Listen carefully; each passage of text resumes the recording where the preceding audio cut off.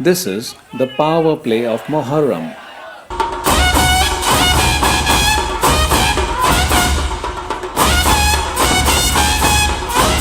This is the theatre of Muharram. This is the stunt of Muharram.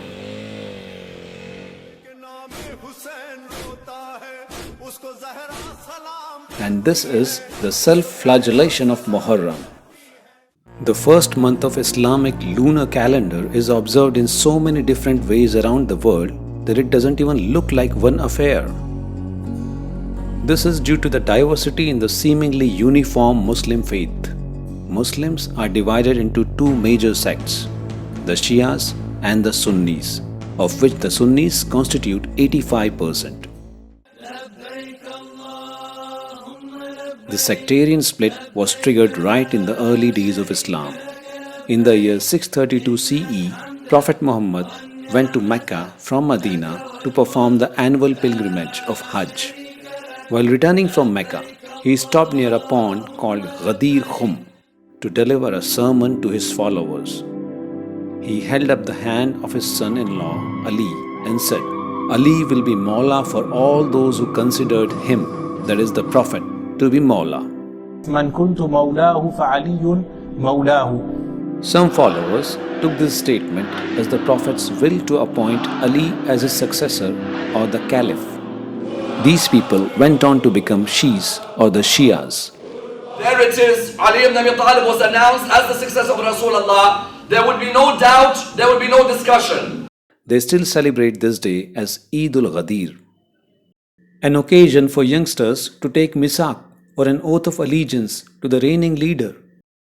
And those who interpreted the Prophet's sermons differently insisted on selecting the successor with the consensus of a majority of his companions. This group went on to become Sunnis.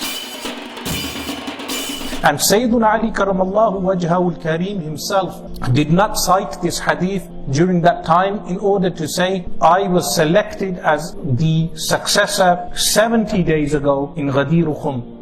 And we mentioned the 28 different meanings of Mowla. 2 months after the event of Ghadir Khumm, the Prophet died and Abu Bakr became the first Caliph. Abu Bakr was a prominent companion of the Prophet and also the father of his wife Aisha. Ali's supporters felt betrayed and a power struggle started that lasted 50 years. Ali eventually became the 4th Caliph but was assassinated by a rebel group. The rift between the Shias and the Sunnis was out in the open. The Shias never acknowledged the first 3 Caliphs as the rightful successors of the Prophet. They kept calling them usurpers. The Shia-Sunni conflict flared up when Yazid, the dissolute governor of Syria, was appointed as the 7th Caliph of Islam by his deceitful father Muawiya. Ali's son Hussain refused to submit to Yazid and decided to take him on.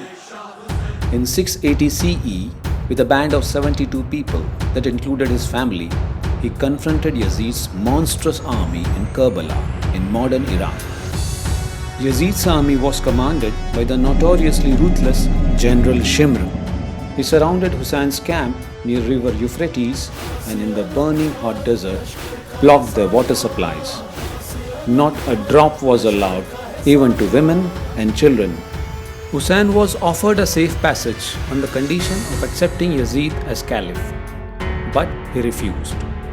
In the following battle, Hussein's handful of men displayed a legendary spirit of loyalty, sacrifice and courage against the 4,000-strong enemy before being massacred one by one. Each of them created an epic tale of their own, which is remembered to date.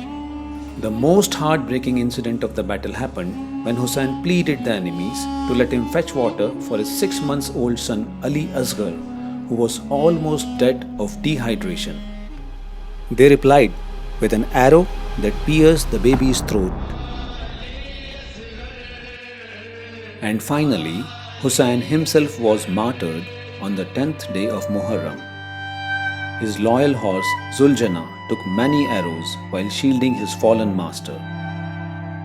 It is obvious that Hussain knew his fate, but he and his party walked into their deaths for principles.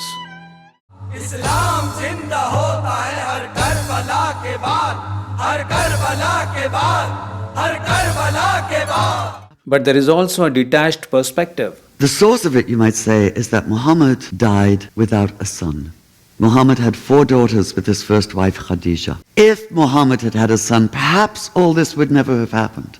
Perhaps it would have been just obvious who would succeed him as the leader of this newly united Arabia after his death.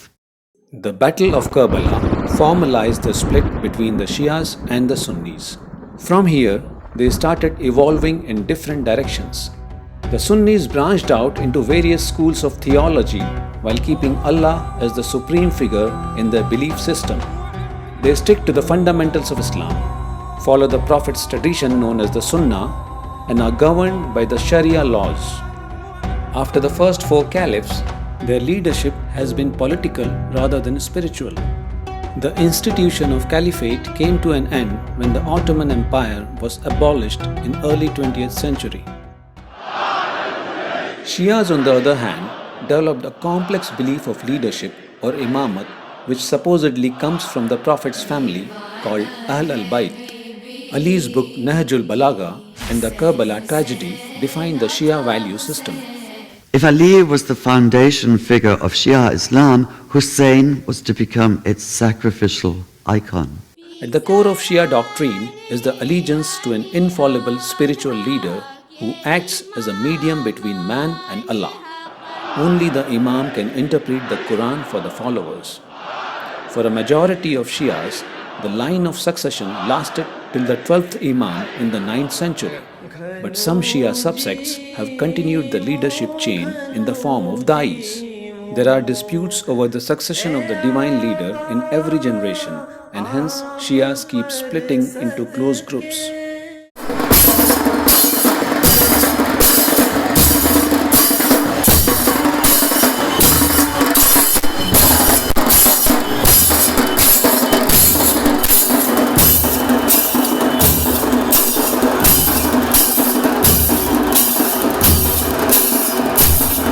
With this, we wrap up the part 1 of the Muharram series. I think we covered quite a bit of Islamic history and socio-political timeline. This is the backdrop against which we will try to understand the Muharram rituals and traditions of Shia and Sunnis, which we are going to see in part 2 of this series. And if you like this video, press the like button and subscribe to my channel and hit the notification bell. Let me know your views in the comments below. Thank you for watching. Bye and see you in the next part.